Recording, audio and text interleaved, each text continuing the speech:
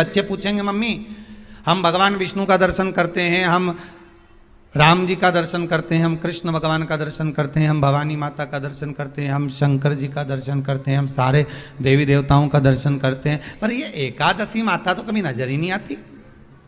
पूछेंगे कि नहीं पूछेंगे कि तुम जिस एकादशी का व्रत करते हो इनका जन्म कहां से हुआ,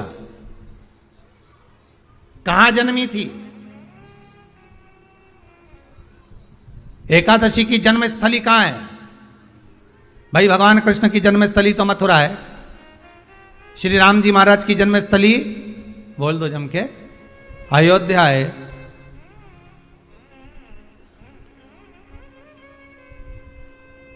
कोई आपसे पूछ ले कि एकादशी की जन्मस्थली कहां है तो आधे लोग तो बाल खुजाने में लग जाएंगे कि एकादशी आखिर पैदा कहां हुई थी, जन्म कहां लिया था, इसका जन्म हुआ कहां था, कहां जन्मी थी ये?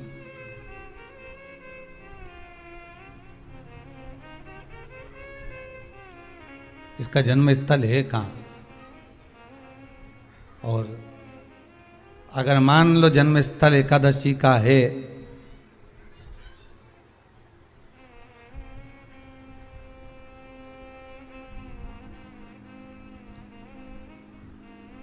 और एकादशी अगर जन्मी है, उसका जन्म हुआ है और दुनिया के लोग इतना व्रत करते हैं, उपवास करते हैं, तो फिर इसका जन्म स्थल कहां होगा? तो कहा इसका जो जन्म स्थल है वो बद्रीनाथ। कहां पर है? बद्रीनाथ। और उस बद्री विशाल में भी एक गुफा जिसका नाम है हेमवती। क्या नाम है? हेमवती। उस गुफा में एकादशी का जन्म स्थल है। बद्री विशाल में हेमवती गुफा जो 12 योजन अंदर प्रवेश करने जितनी है, 12 योजन की गुफा के अंदर, हेमवती के अंदर एकादशी का प्रागट्य हुआ था, एकादशी का जन्म हुआ था।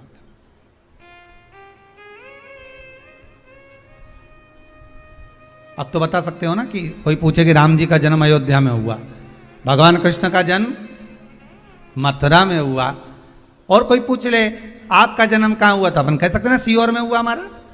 और आपसे कोई पूछे कहाँ हुए तो कहीं इंदौर में हुए, कि देवास में हुए, कि भोपाल में हुए, कि मुंबई में हुए, कि पूना में हुए, आपका तो बता दोगे। पर बच्चे आपसे पूछ ले मम्मी तू इतनी एकादशी का व्रत करती है, एकादशी का तू व्रत करती है और सबको करा देती है कि वल्लभ कुल की एकादशी करो, भले बकरी जैसे चरो पर एकादशी करो, और सबको एकादशी कराया, तो कोई पूछ ले कि एकादशी का जन्म कहाँ हुआ था, तो आप कह सकते हो कि बद्री विशाल में, हेमावती में, बद्री विशाल के हेमवती गुफा के अंदर जो 12 जन्म होने का कारण, राम जी के जन्म होने का कारण था रावण का संहार। भगवान कृष्ण के जन्म होने का कारण था कंस का संहार। नरसिंह भगवान के जन्म होने का कारण, प्रकट होने का कारण था हिरण्यकशिपु का संहार। वराह भगवान के प्रकट होने का कारण था कि पृथ्वी को जल पर लाकर ठहराना, हिरण्याक्ष का संहार।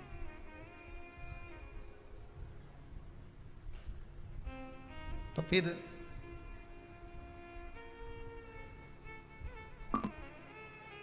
इसके जन्म का कारण क्या है? तो कहा इसके जन्म का केवल एक कारण है।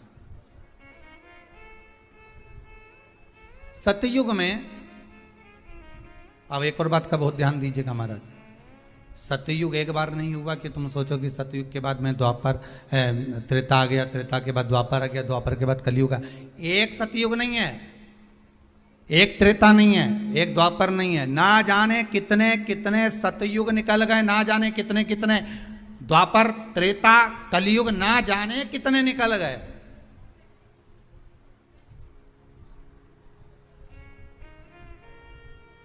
और आप और हम जैसे भी इस पृथ्वी पर ना जाने कितने, अरे जम के तो बोलो, निकल गए। पृथ्वी वहीं की वहीं है, जिस मकान में रहते हो वो मकान भी वहीं की वहीं है, बस कभी कभी एकदम प्लाट हो जाता है, फिर उस पर वापस बन जाता है, फिर क्लीन, फिर बन गया, फिर क्लीन, फिर बन गया।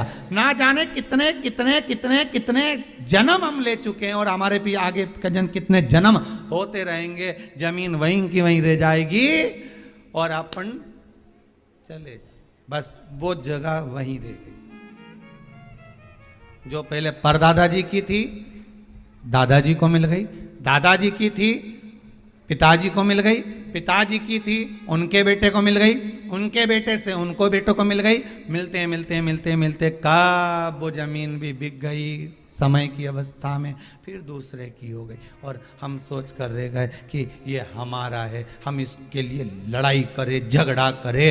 हम केवल इस जमीन के लिए, जरा सी प्रॉपर्टी के लिए अदालत में खड़े, अपना समय बर्बाद कर दिया और जो पाना था वो छोड़ दिया।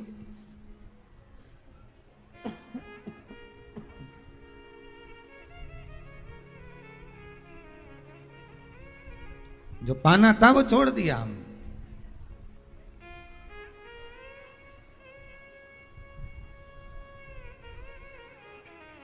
असली रजिस्ट्री तो ये शिव महापुराण की कथा है, जिसमें बैठकर आप 3 घंटा भगवान की भक्ति को जो धारण कर रहे हो, 3 घंटा जो भगवान की कथा को आप श्रवण कर रहे हो, 3 घंटा जो भगवान की भक्ति में आप डूबे हुए हो, 3 घंटा जो भगवत स्मरण में आप लगे हुए हो, बस यही असली रजिस्ट्री है, यही वहाँ काम आने वाली है। इसके सिवाय कुछ काम नहीं आएगा। धन दौलत माल खजाना सब पड़ा की पड़ा रह जाना, सब धरा की धरा।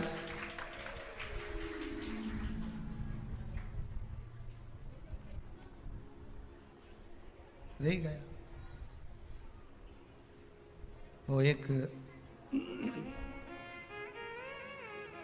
लाइन आप लोग स्मरण करते होंगे,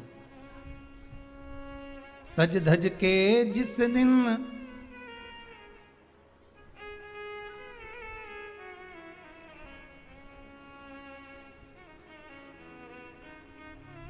सज धज के जिस दिन मौत की शहजादी आएगी, न सोना काम आएगा न चांदी आएगा। अलमारी में धरा की धरा रह जाएगा, लॉकर में पड़ा की पड़ा रह जाएगा। लॉकर में पड़ा की पड़ा है, अलमारी में धरा की धरा है। कपड़े भी सारे घड़ी बने की बने रखे, कपड़े भी धरे की धरे रह गए और सब पड़ा रह गया। कि छोटा सा तू कितने बड़े अरमान हैं तेरे, मट्टी का तो सोने जैसे मान है ते।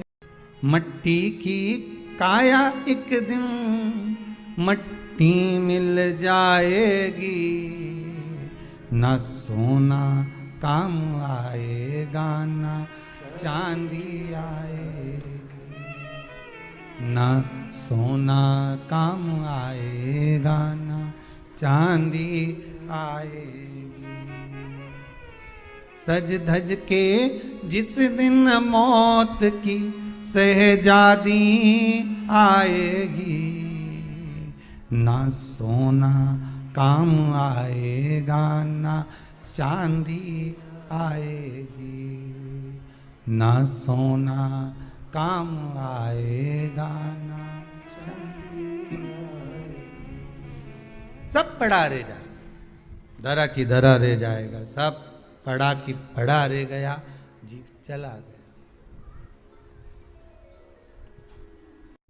श्री शिवाय नमस्तुभ्यं। तूने जब एक शमी का पुष्प देवादिदेव महादेव को समर्पित करा है तो उसका बल इतना है कि 14 करोड़ सोने की मुद्रा तो इंद्र को देना ही पड़ती है। एक पुष्प यदि देवादिदेव महादेव को शमी का भूल से भी चढ़ जाता है तो उसका जो लाभ है, उसका जो फल है, उसका जो आनंद है, उसका जो एक आशीर्वाद है वो 14 करोड़ स्वर्ण मुद्रा के बराबर होता है। तो चिंता मत कर।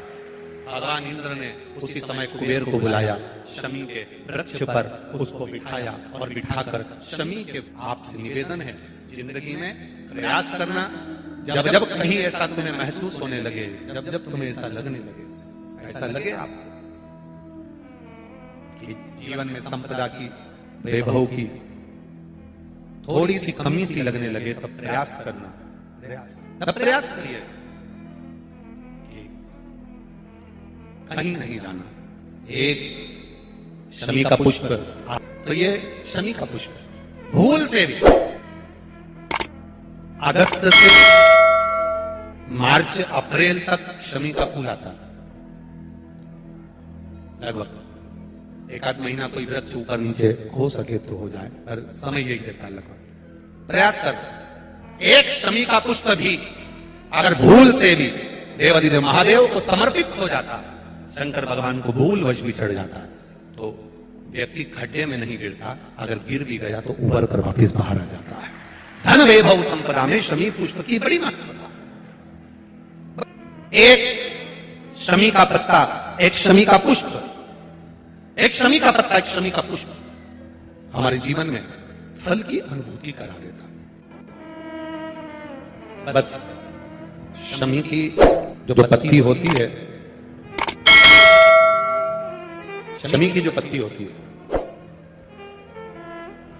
एक पत्ती में जितनी पत्तियां लगी होती हैं और एक पत्ती के अंदर, जरा ध्यान देंगे, जैसे इस पत्ती में ढेर सारी पत्तियां लगी हुई है, उस पत्ती में से भी एक पत्ती तोड़ोगे और एक पत्ती तोड़ने पर उस पत्ती को भी अगर गिनोगे तो उसमें बहुत सारी पत्तियां होती हैं। आज प्रयास करना, अगर कहीं आपको शमी की पत्ती मिले, तो जैसे ये पत्ती, इस पत्ती को तोड़ा गया, इस पत्ती में से एक पत्ती निकाली गई और एक पत्ती निकालकर आप धीरे से रखना, उसमें भी बारीक बारीक बारीक बारीक बारीक बारीक बहुत सारी पत्तियां नजर आती हैं। शिव महापुराण की कथा कहती है, जो सोमवार की अष्टमी हो या प्रदोष का व्रत हो या 12 महीने की शिवरात्रि हो या किसी भी दिन प्रदोष काल के अंतर्गत शंकर भगवान को एक शमी का पत्ता कोई भूलवश भी समर्पित कर देता है, तो जितनी एक पत्ती में पत्तियां होती है और उस पत्ती के अंदर भी एक पत्ती को तोड़ने के बाद जितनी पत्तियां होती है, उतने जन्म मृत्यु लोक में मनुष्य के नहीं होते, 84 लाख योनियों में से योनियां कट जाती हैं और देव योनि प्राप्त हो जाती है। एक शमी